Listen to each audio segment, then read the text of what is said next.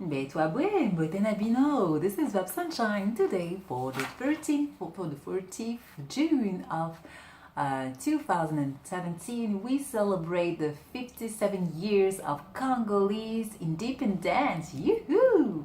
So 57 years ago was Congo DRC independence back in Kinshasa, and it was the speech of Patrice Emery Lumumba, who dreamt for an independent Congo, living by his whole riches and everything, by him, for him, and for his population and his population descendants.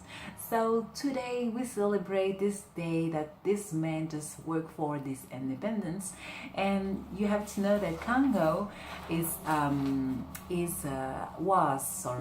the 14th century, 14th century was part of the big realms Congo with a K. Then in 1885, there was a Berlin Conference between European countries such as France, UK, Spain, Portugal, Germany to divide Africa and decide who will run which part, which country. It is the reason why you have some people, some ethnic in Africa, for instance, in Senegal and Mali. You got Soninke people who are part of the border of the line, because it has been cut not according to the population, the African population, but according to the European countries' desires. So, and then afterwards, after this conference, Congo DRC has been the property for 1 century at least for the Belgian country. Belgium, you have to see it on a card. Belgium is a very small country compared to Congo, which is giant, really. And then on the 13th of June 1960, you have the Congolese independence. So Congo, what is Congolese country? What is the particularity of Congo DRC? It's a rich country. It's a very rich country, very rich for its soul. I mean, you get cotton, you get diamond, you get gold. No, gold, I think it's in Mali. Yeah, you get diamond, you get uranium for our computer, iPhone, telephone too. You get the ground, the earth, which is very, I mean, you just sow something and you reap without any pesticide or anything like that. There is also the cultural riches. I mean, you got the Park of Virunga, which is regarded as the forest that has to stay in place for the earth to breathe. Really, it's the forest really important for the quality of the oxygen of the earth. And you got 3 parks back in Congo DRC. You have also, it's a big country, and I told you, 2,344 billion kilometers. Kilometers. You have to see it on the card. It's very big. It's, I mean, maybe more than 5 times France. More. It is also a rich country by its population. I mean, in 2015 it was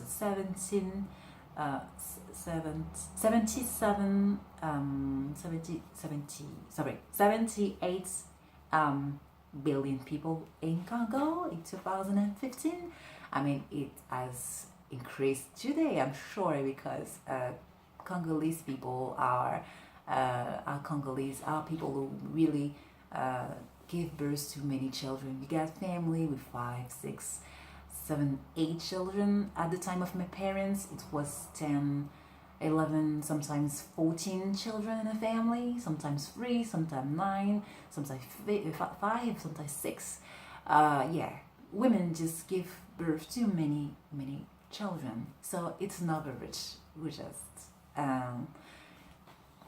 you have also the people, the people from Congo living outside in Congo. I mean, in Africa, an African country, but also in Europe, but also in the US.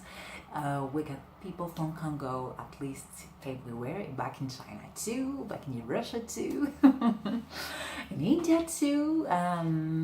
We have the people from our country who just travel everywhere and do business.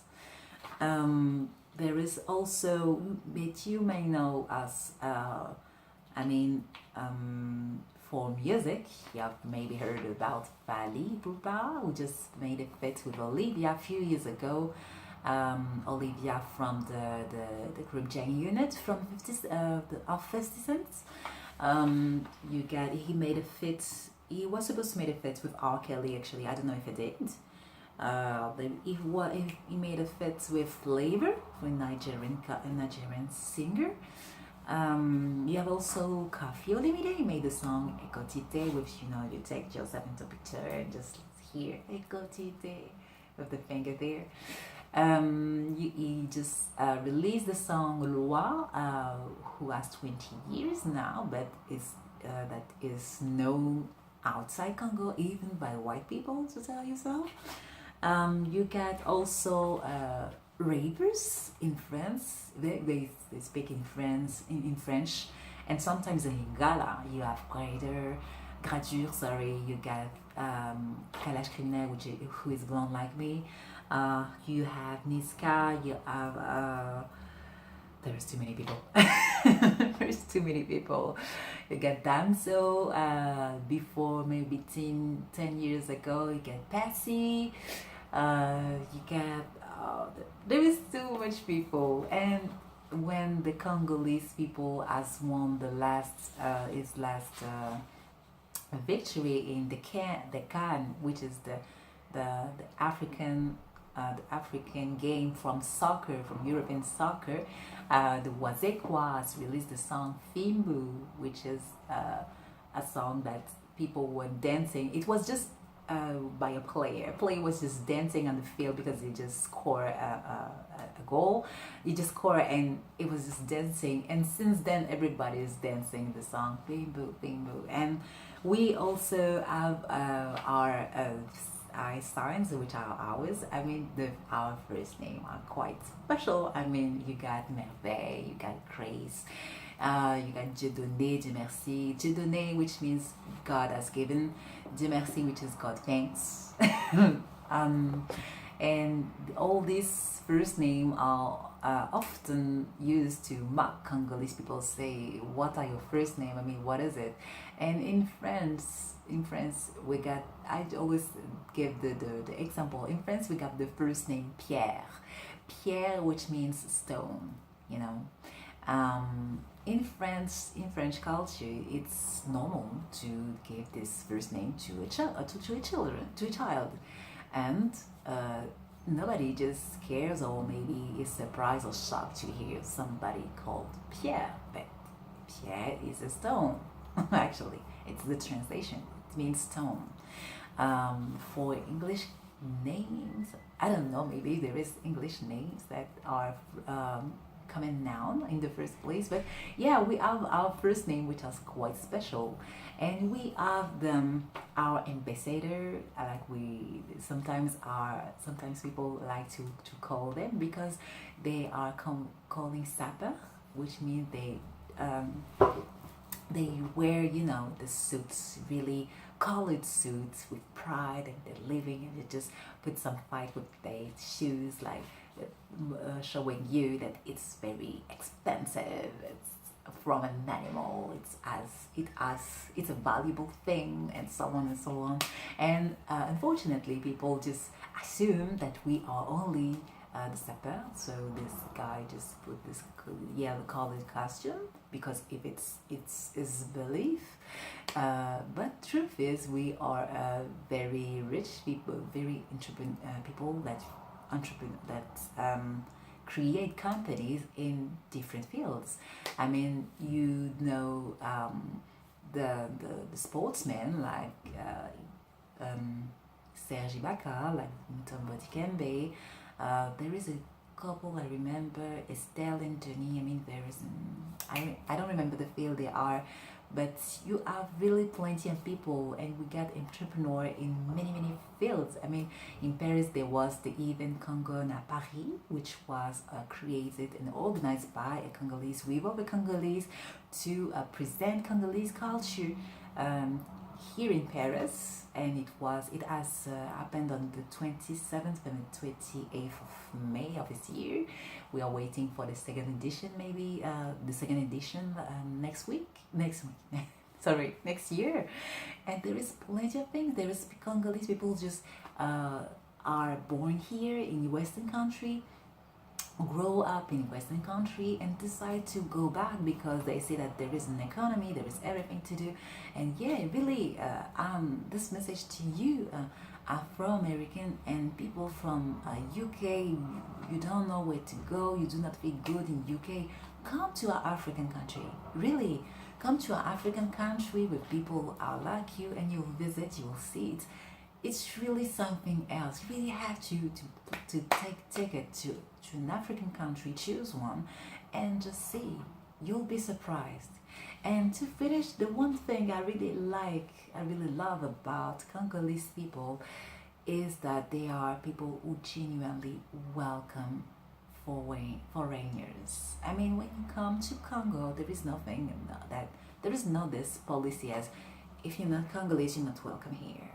I will just look at you from head to toe, like you're not from my country, and I disregard you because you're not. No, we welcome people, really. We welcome people, we smile at you. There is these people as a soul of qualities. There is default, of course. I mean, nobody is perfect. Okay, no people is perfect, but there is some qualities that you do not find elsewhere. I mean, if you are Congolese and you go to another country, you'll see that the welcoming you have won't be the same. So really, visit, inform yourself, and as the African proverb said, if you know where you come from, you know where you're going. Peace. Bye.